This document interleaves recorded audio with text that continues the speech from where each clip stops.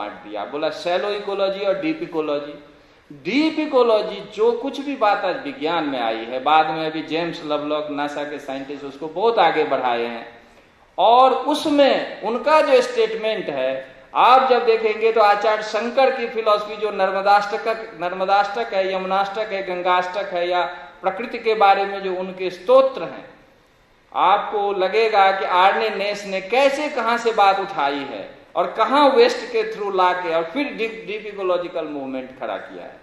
उसमें कहते हैं कि you can protect nature if you think that nature is nothing but your extension. If it is your extension, then you can protect it without making any effort. And you can protect it as you protect yourself. तो ये जो concept आया है कि प्रकृति आपका विस्तार है, ऐसा यदि भाव आपके मन में है तो सहज रूप से आप प्रकृति की रक्षा करने लगेंगे।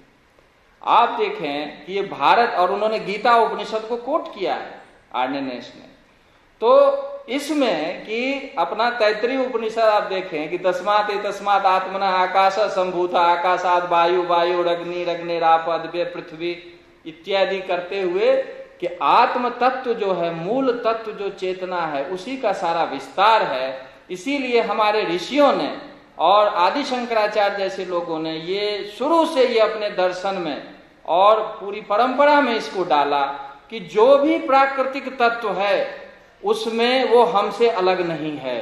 हमसे अलग नहीं है का मतलब हम में जो चेतना विद्यमान है वही चेतना उसमें विद्यमान है।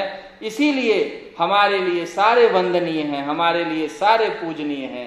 इसीलिए हमने शुरू से नदियों की पूजा की है, हमने शुरू से वृक्षों की पूजा की है, हमने शुरू से सभी पशुओं की पूजा की है, जीव जंतुओं की पूजा की है।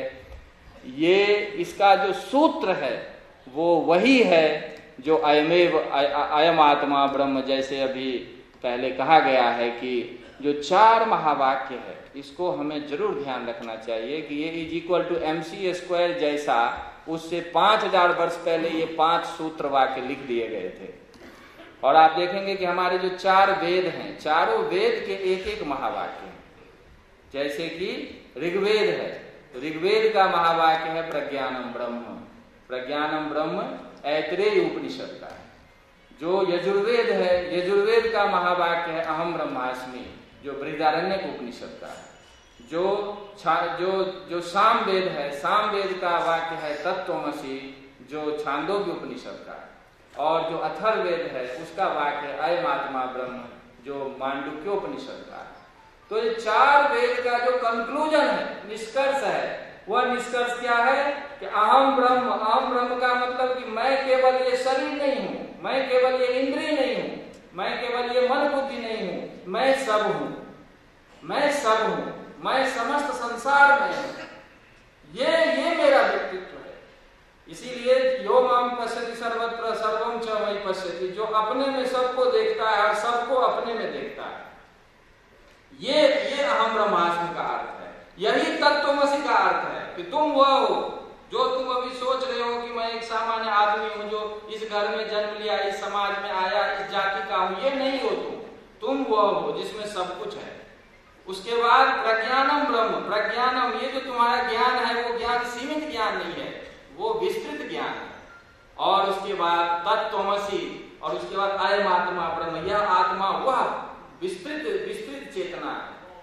चारों वेदों का जो निष्कर्ष वाक्य है, इन्हीं 4 वेदों के निष्कर्ष वाक्यों को यहाँ ओंकारेश्वर में आदि शंकराचार्य ने गोविंद पाद से सीखा था, और इन्हीं चारों को उन्होंने साक्षात्कार किया था, और इन्हीं चारों को आधार बना करके उन्होंने सारे भाष्यों की रचना की थी। तो इससे यदि हम सब हैं, यदि हम केवल, जैसे वो कहते हैं सदानंद रूप शिवोहम शिवोहम, जो पंचकोश की बात है कि जो हमारा स्थूल शरीर है, जो इंद्रियां है, जो मन है, जो बुद्धि है, या जो अज्ञान है, ये मैं नहीं हूं, मैं इन सब से परे वह चेतना हूं जो कण कण में व्याप्त है। इस तरह के सिद्धांत का ही नाम उन्होंने अद्वैतवाद दिया है। अद्वैत का मतलब यह है कि दूसरा नहीं है, सब एक है। इस एकत्व को ध्यान में रखकर जिस दर्शन को उन्होंने आगे बढ़ाया वही अद्वैतवाद के नाम से जाना जाता है।